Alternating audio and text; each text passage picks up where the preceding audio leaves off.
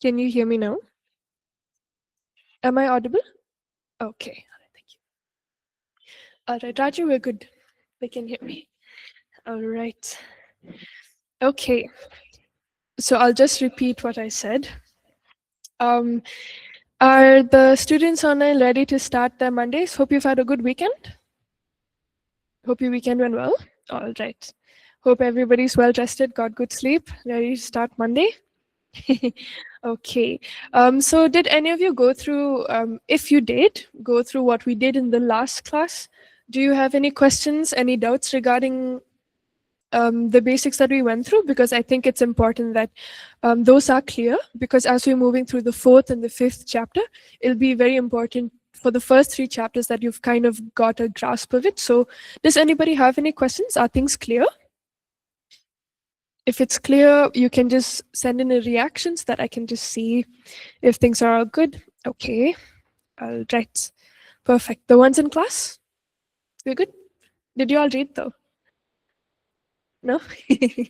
Okay. Just make sure that at least from the 4th chapter onwards, because now it'll start getting a little bit technical, which means now we're directly going to go into the counseling process and how things would practically start happening. Okay. So in case if you don't have the time to read through the entire chapter as a whole, as I'll be going through the class, I'll just be making a few mentions of a few things. So just keep that in mind and maybe just go through those things. Okay.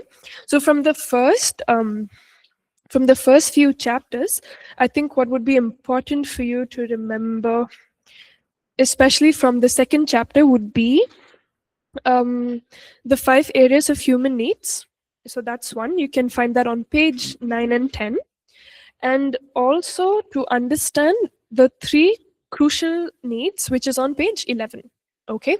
So just make a note of these things, and we will be using these also as we're journeying forward. Okay. And the counseling relationship, of course, that's a very short chapter, so just keep a note of that too. So today we're going to start with chapter 4, the counseling process, and we're going to start with firstly understanding what is our frame of reference, right? Just let me try to share my screen so that you can see.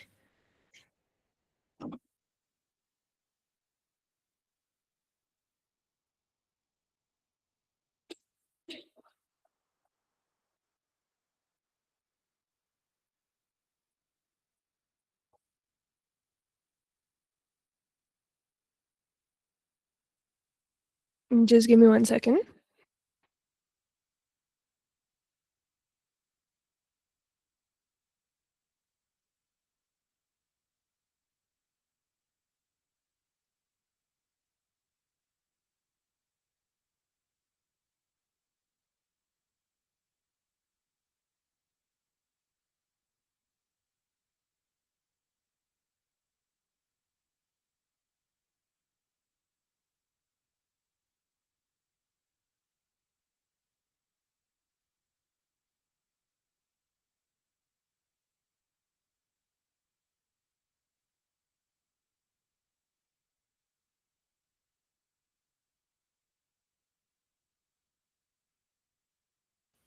Okay. Are you able to see the screen, the ones online? Is it clear?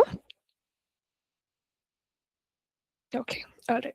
So today we're going to start with understanding what our frame of reference is. Okay. So when you're looking through the bottom, as we're going through the different paragraphs, you'll be seeing 3 different images, right?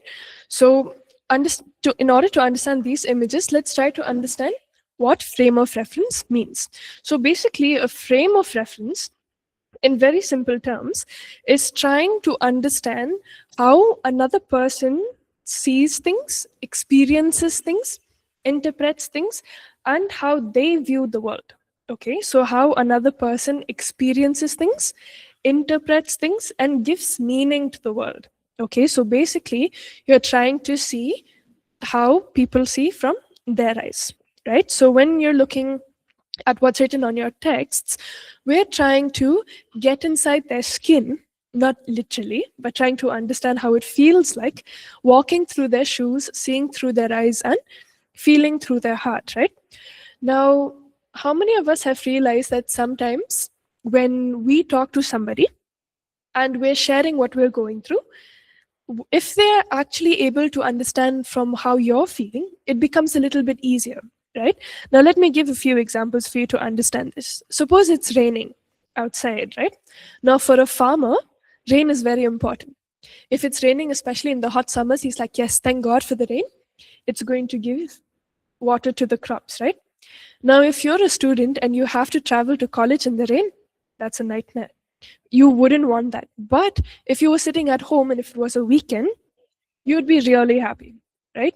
So we understand that for one event, it's just raining, but the frame of reference becomes very different for everybody, right? So why do you think it's important to understand this frame of reference as a counselor?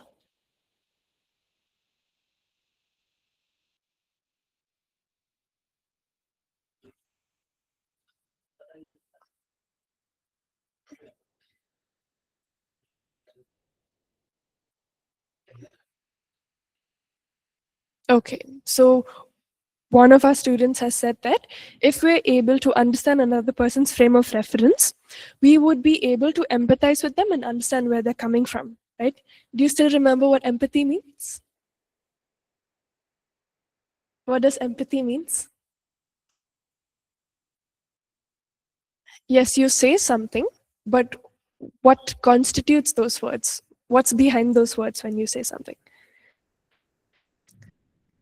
Can you use the microphone so that the ones online will also get it? Students online, what does empathy mean?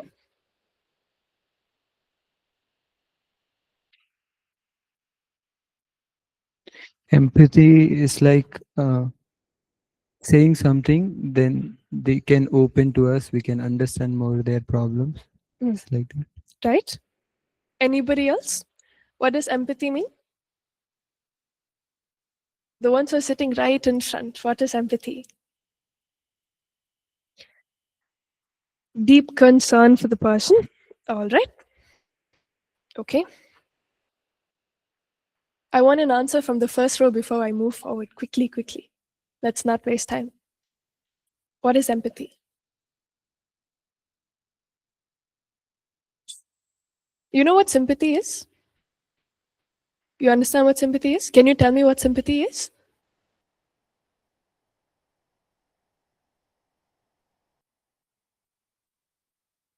What is sympathy? Oh no. Come on, let's just clear sympathy and empathy first before we go ahead. Sympathy is feeling bad, correct? Whereas empathy is deep concern. Thank you, Sriraj. Better read your notes, okay? Don't leave this up to the end. Sympathy, empathy, it's pretty important, right? So, what happens when we understand another person's frame of reference? If you understand and if you're able to look into how another person understands things, for example, something as simple as rain, one person will feel happy, one person will feel sad, right? But it's two still very different, right? So now, why does this help us understand? Mostly because we have two different kinds of perspectives. There's an internal perspective and an external perspective, right? So when you're looking at your notes, you'll see it written in bold, which says your view of you and my view of me are internal perspectives, which means how I view myself is solely up to me, and how you view yourself is up to you, right? But your view of me and my view of you is very different. Little confusing? Okay. Now, let me ask you a question that I'll actually need you to answer. If there are many of you giving me this answer, just keep passing the mic around, okay?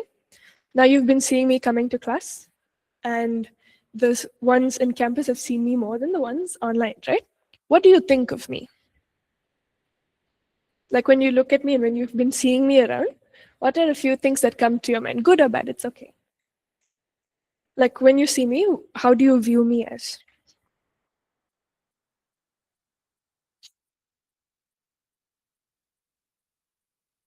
For some of you, I might be short, but for some of you, I might be a little taller, right? What else? When you look at me, what do you see? Being on time? All right, thank you. What else? When you look at me, come on, answers. Oh, today we have class. Okay, what else? When you see me? Come on, more. It's correct. And I'll need you to answer so that I'll tell you why is it important for you to actually know that.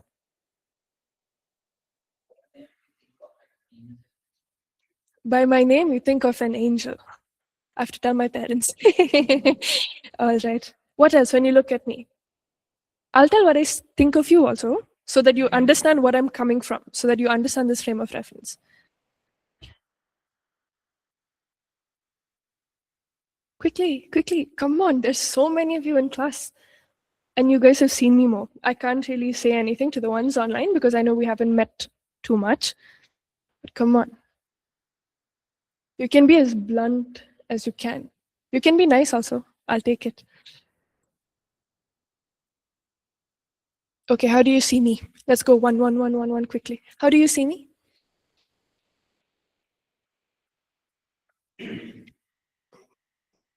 Okay, the ones online have said boldness, strong. Those are very encouraging words. Thank you. Expressive. Okay. All right. Take the microphone. Pass it. I know you guys online can't see, no, but the students here are all squirming in their seats and they're all smiling. Okay, just give me 3 more. Like I've gotten a few online, and then I will just pass the microphone to the ones in front. Just give them. Yeah. Kind and humble. Okay. Calm and gentle. All right. You can just say one word. That's also okay.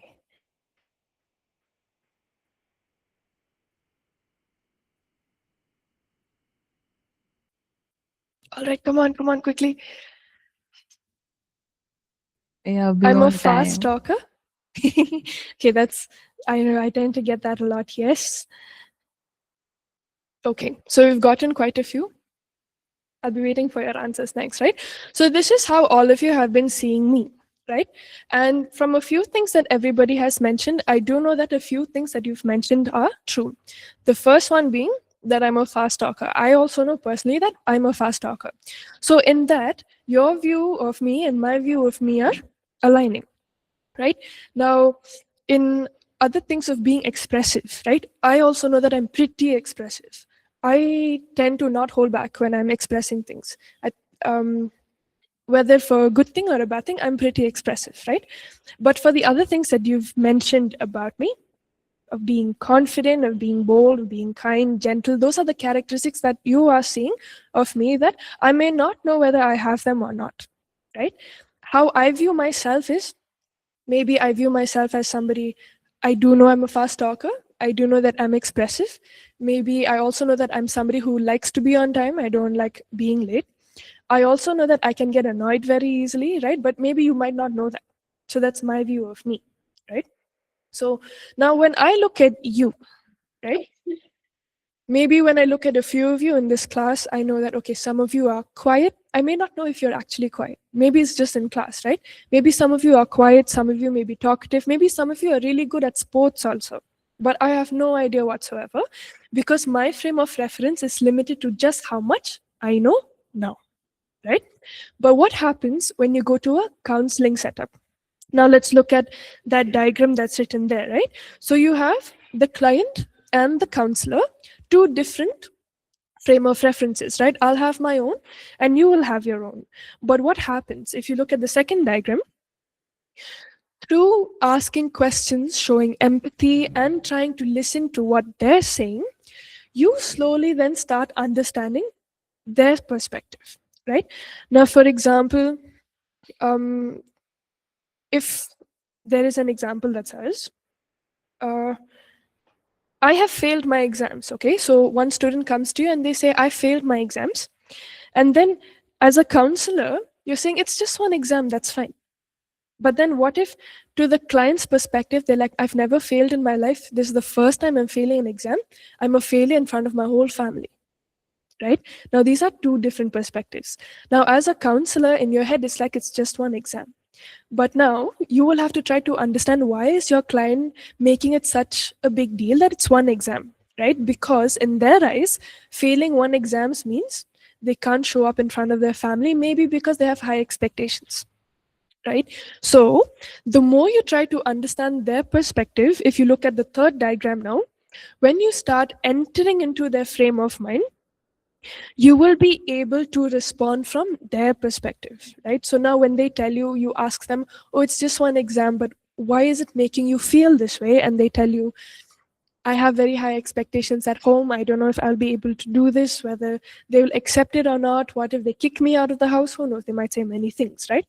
So now you understand that the idea is not about failing the exam, but it's about meeting expectations and trying to mark and reach those marks that they've kept, right? So if we are to respond, it could be from a point of empathy, and they tell, I have failed an exam. So you can say, maybe, oh, that must have been hard. How do you feel about it? And then they will say, I think I'm a failure now. I don't think I will ever succeed in life. I think if I go home and I tell my parents about it, I don't think they will like it. Who knows what they'll say, right? So then after that, you'll be able to understand, oh, so now they'll have to figure out how to talk to their parents as well, right? So the more you try to understand from their perspective, it'll give you a clearer picture of what is actually going on in their head. Because according to you, it's just one exam. Exams come and go. That's okay. If you fail one, you can always try again for the next one, right? But if you're trying to understand from their perspective, it's more to what meets the eye, and there are multiple layers, right? Are you getting a hang of it? Understanding frame of reference? Okay. So now, when you look at what's next, in your notes, we have the counseling model, right? We have the ABCD model. Now, there are different models of counseling when we are looking at different perspectives coming from different schools, different scholars, different theories. There are different kinds of counseling models that come into the picture, right? But the reason why we're specifically choosing this model is because it aligns to what we have been discussing from the very beginning, right? Understanding a person's thoughts, feelings, and why they think a certain way. So before we go to the ABCDE model, what we have to look at first is understanding that our thoughts will affect our feelings, will reflect our behavior, right? And it is a cycle. So when you look at that, do you see that the arrows are interconnected, right? The arrows are not breaking, which means it is a continuous cycle. Now, let me give you an example to understand this. So you send a message to your friend and there's no reply. Okay, it's been 2-3 hours, no reply. First thought that could come would be, did I do something wrong?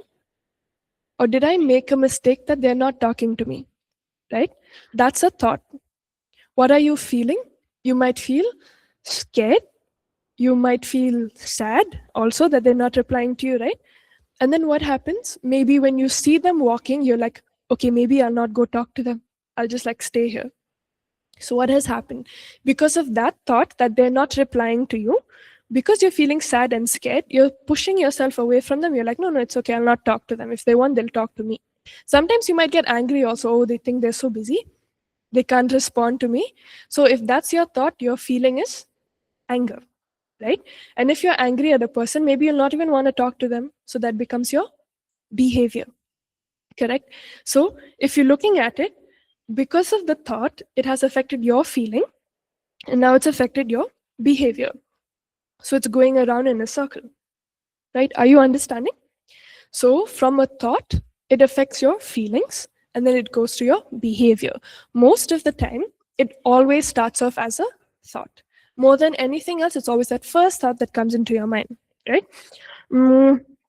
Let's try giving another example. What if there is hair in your food?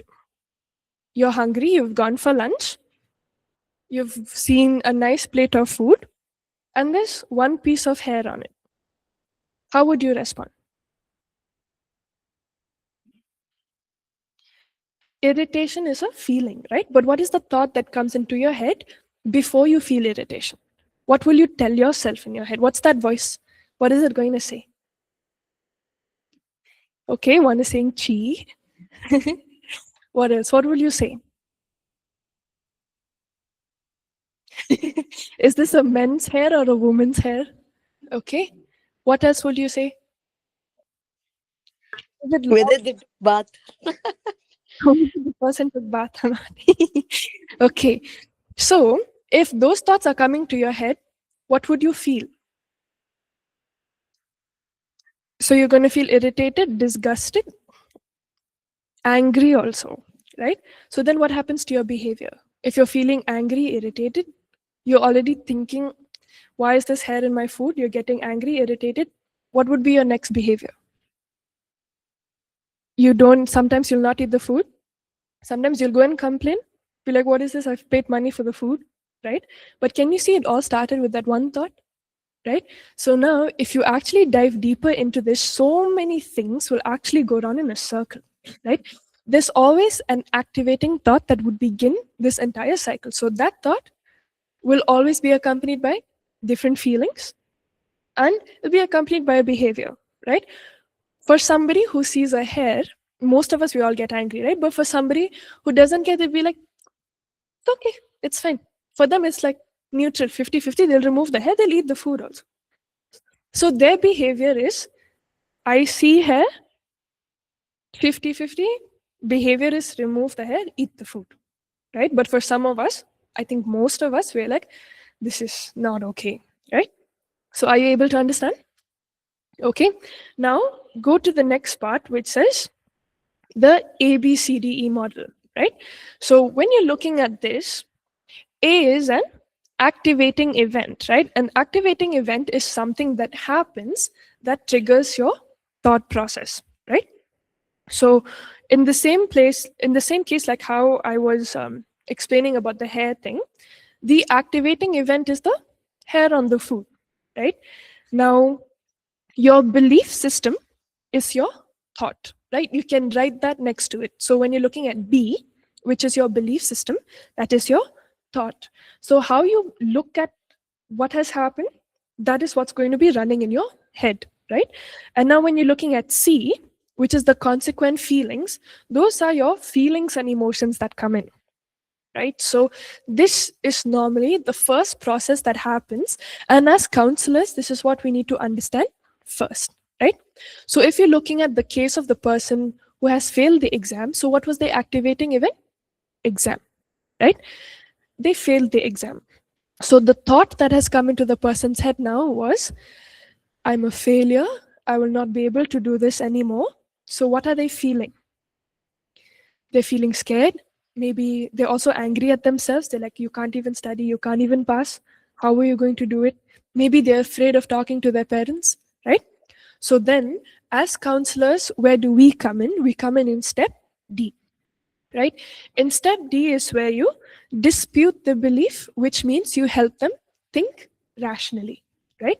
Now, maybe for your counselee, when they have failed their exam, they're not sure of what they're supposed to do, right? Now they're saying, oh, I think I will not be able to pass again. I don't think I'll go to class tomorrow. It's not worth it for me to go sit and learn again. Now from your perspective, you can ask them, okay, what could be the worst thing if you were to go to class, right? Maybe they'll tell you many things, but how do you think you can help them? If they feel that if they go to class and they write another exam, they'll fail, maybe something that we can tell them also is failure is something that we can actually learn from, right? Where did you go wrong in your exam, right? What mistakes did you make? So maybe they'll tell you, oh, I missed a few calculations there. I could have written a few more paragraphs there. And it'll not come immediately, right? They'll be like, no, I don't want to talk about it. It's okay. I don't think I'll go to class again, right? So then understand, okay, why wouldn't want to go to this class? Is the teacher all right? Then they can say, no, I think the teacher's really mean. She hates me alone. That's why I'm the only one who failed. So now you have to, probe and try to understand now whether this teacher is actually the problem or the student actually needs to learn, right? So all of the thinking that goes back and forth, your conversations come in step D.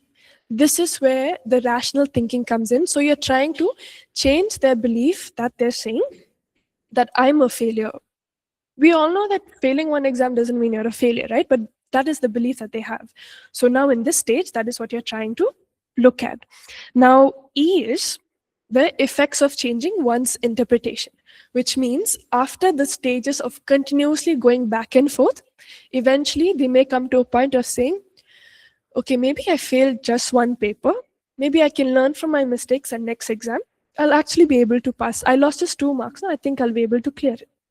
But now, in order for them to actually reach that space between D and E, a lot of back and forth, right? So they will have to think about it, make themselves understand that it's okay to fail. We all make mistakes sometimes, and you move forward. Make sense? Confusing? Yes?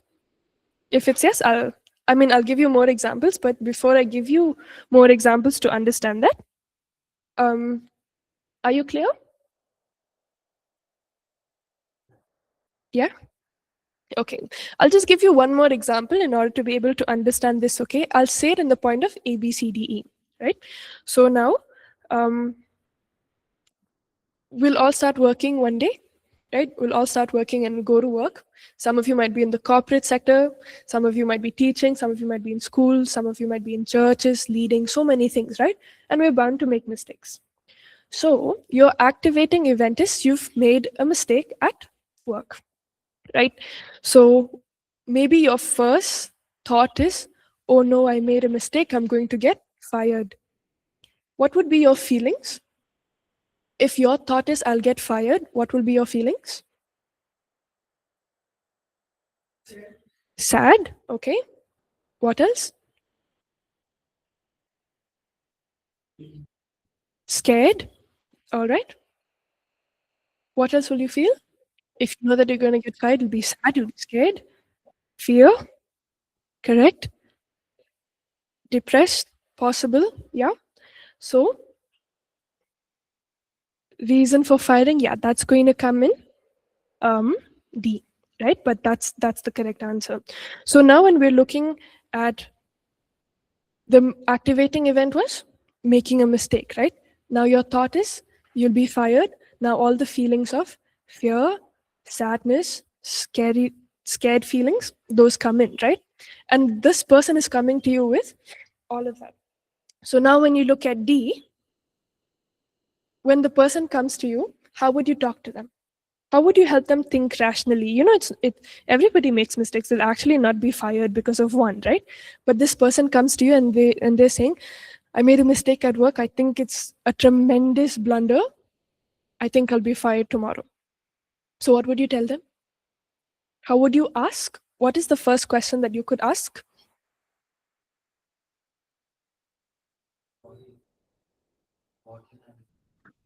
Pardon? What mistake? Right? Okay. All right. It's the same answer online as well. Correct. What mistake did you make? All right. Now that's a very good question to ask because you'll actually try to grasp the situation. It might actually be a mistake that they can actually get fired for or not. But in order for you to be able to help them get to that, the first thing would be what mistake did you make? Right? And then from there slowly come back to E. Right? Maybe you'll be able to understand E also a little better as we go forward. Now, this is it for chapter 4, right?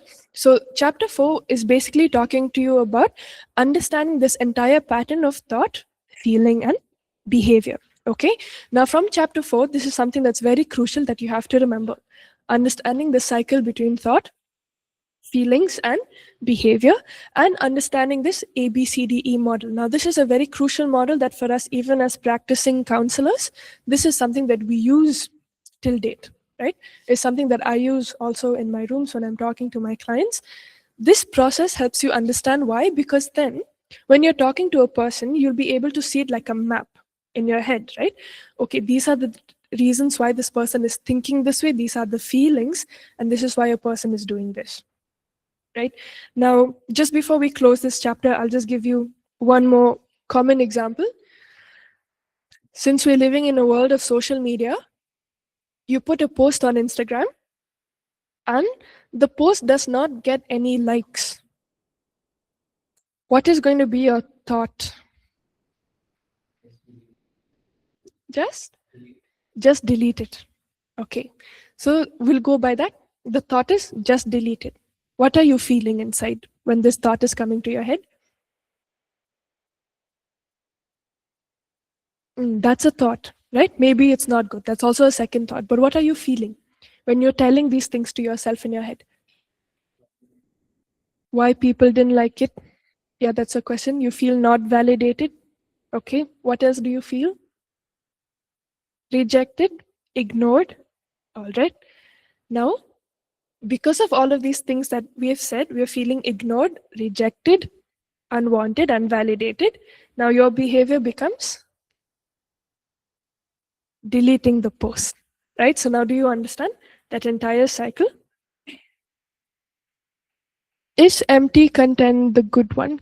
Can you please elaborate on that? I'm not too clear if I've understood your question.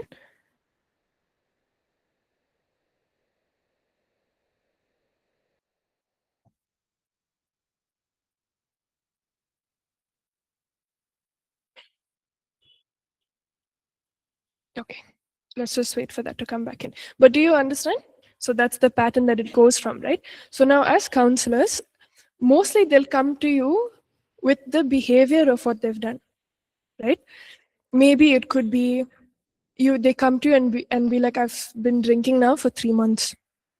Now that's a behavior, right? So now you'll have to go back to ask them what happened that made them choose alcohol. Get it, no? So as we go further into this, of course, now we'll be seeing if we can have to apply. We can see if there are certain exercises that we can apply, but this is basically the context. I'll just explain the alcohol thing a little bit, right? Suppose somebody comes to you and they're saying, I've been drinking for 3 months, right? So our first question would be, okay, what had happened? Are you all right? Right? Maybe they say, no, life is actually not good. So many things are going wrong, right? And then be like, oh, they must have been hard for you. What has been going wrong? Could you please tell me a little bit more? Then they'll go to the activating events. Maybe I lost my job. My car is not working anymore. I don't have a place to live. I don't have a family anymore. So those are the activating behaviors, right? Now their thoughts could be, I'm worthless. I'm not able to do it. I'm such a failure. Nobody likes me. Feelings of anger, betrayal, sadness, which then it's like, I'm good for nothing. Let me take alcohol. All right. So as counselors, you'll have to understand that most of the time they'll come to you with behavior. Third step. Our job is to be able to understand the pattern. Once we understand pattern, going to step D becomes easy. All right. Are we good? Yes? Okay. All right. So let's move on to the next chapter. We're going to look at stages in the helping process. That's chapter 5. Okay. So now when we're looking at different stages in the helping process, I think most of us had given this answer also in the previous classes that trust is one of the most crucial thing, right?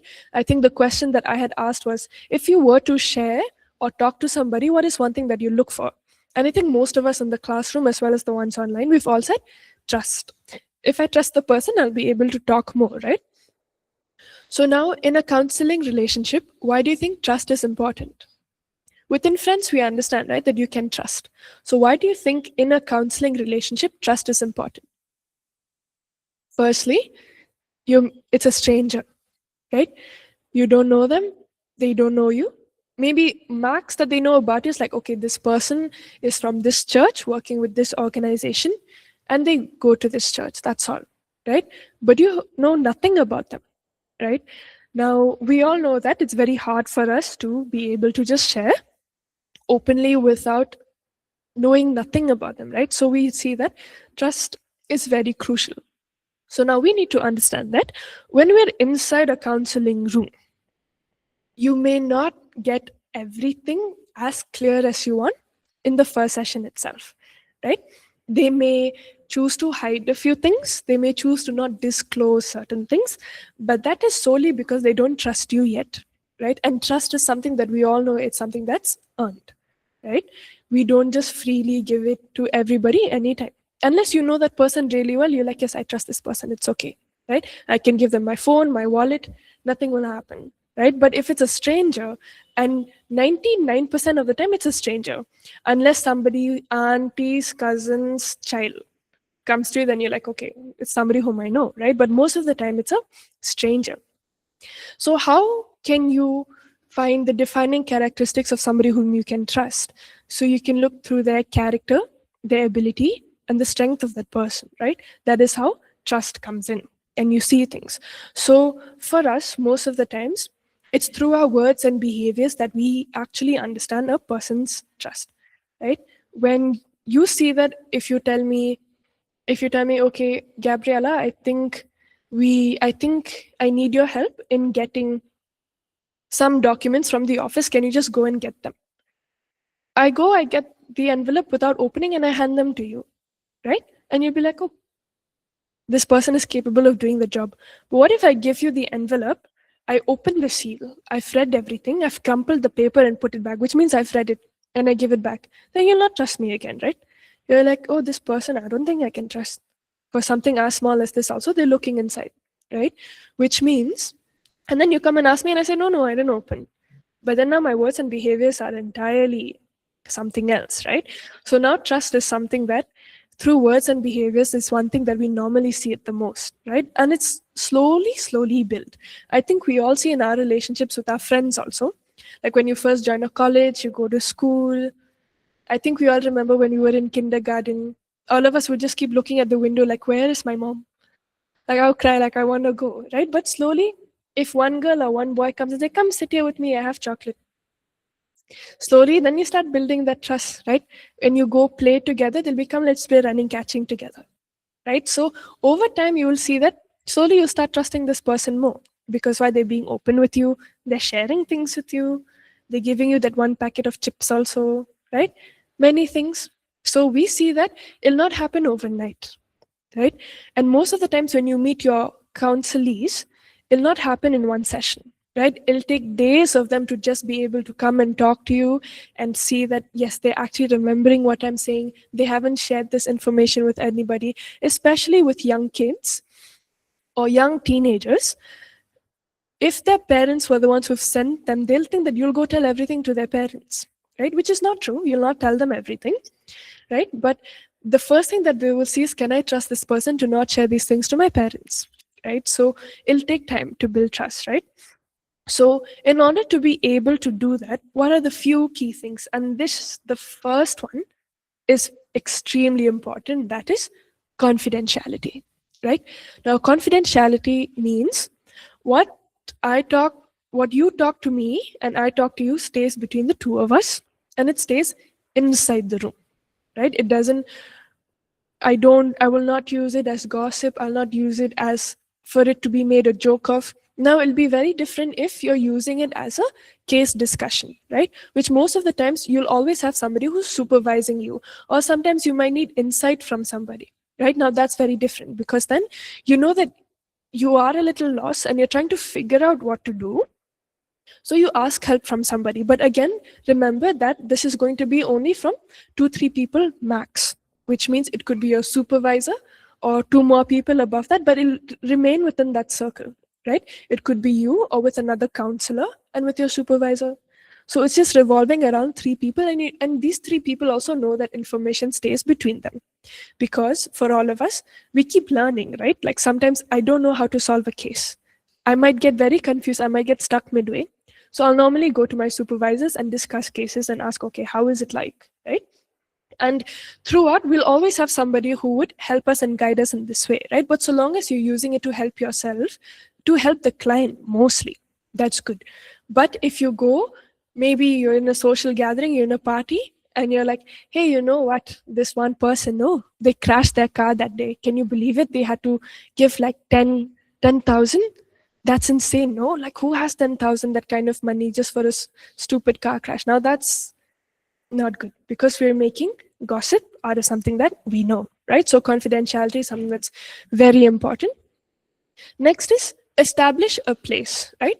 A place could be in a room or something that has good privacy, right? Because sometimes you might be in a room and somebody else from the other side might be able to hear. Now then, it doesn't become confidential at all, right? So mostly when you see most counseling rooms, they'll either have glass panels or they'll be towards corners, like not in the middle where everybody is, right? Either it'll be like a solid wall or glass panels that keeps the sound inside. Unless you're screaming, nobody else from outside will hear you, right? Maybe they will be able to hear muffled noises, but they'll not be able to pick up the words. Right? They'll know, oh, there are people talking inside. What are they talking about? No clue. It's just sound, right? Next is same-sex counseling, right? So mostly in a church situation, a good model to follow is counsel the person of your same sex. Now, this might not work sometimes. Sometimes you might have to counsel a male or a female. But the reason why we say same-sex counseling is mostly beneficial, especially when we were first starting out as young counselors. Mostly, biologically also, if you look at it, a girl will actually understand a girl better. And a guy will understand a guy better. Like there's certain things when a girl comes and shares, I will be able to understand properly, right? But a few things, if a guy comes and tells me certain things, I may be able to empathize, I may not be able to fully understand, right? But there will be cases when you're in different organizations, you will have people from different sex coming to you. You might have a male or a female coming, but those are instances where we can't really avoid, right?